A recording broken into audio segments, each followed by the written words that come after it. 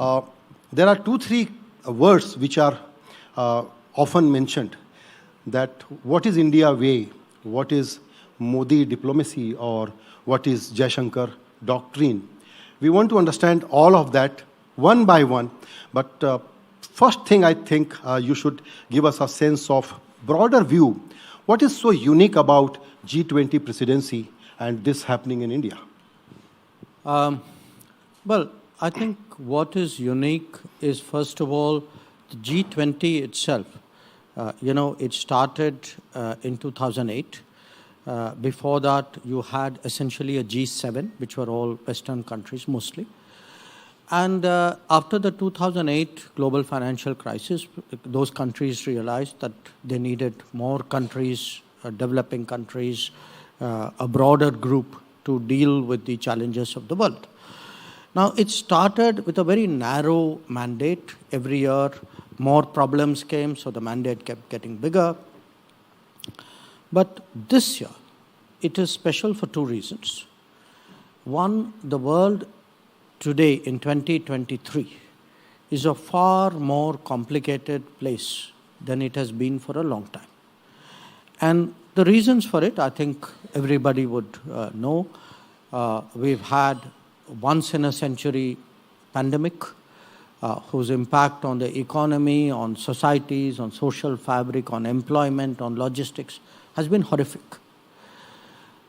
We are still experiencing the impact of an ongoing conflict. And because we are today more globalized, a conflict which is taking place in Europe is having an energy impact, food impact, a fertilizer impact, an inflation impact on the world.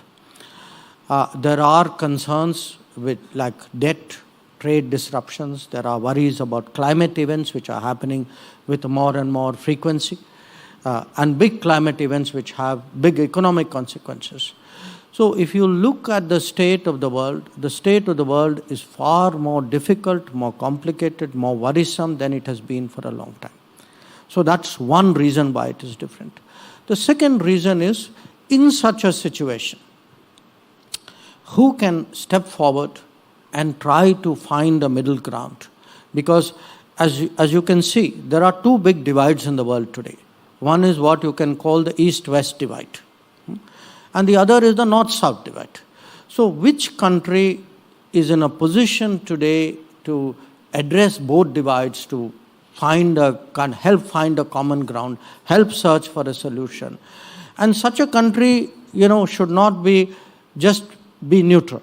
It should also be a country that commands respect, which has had achievements to its own credit, which has something to show to the north, to the south, to the east, to the west.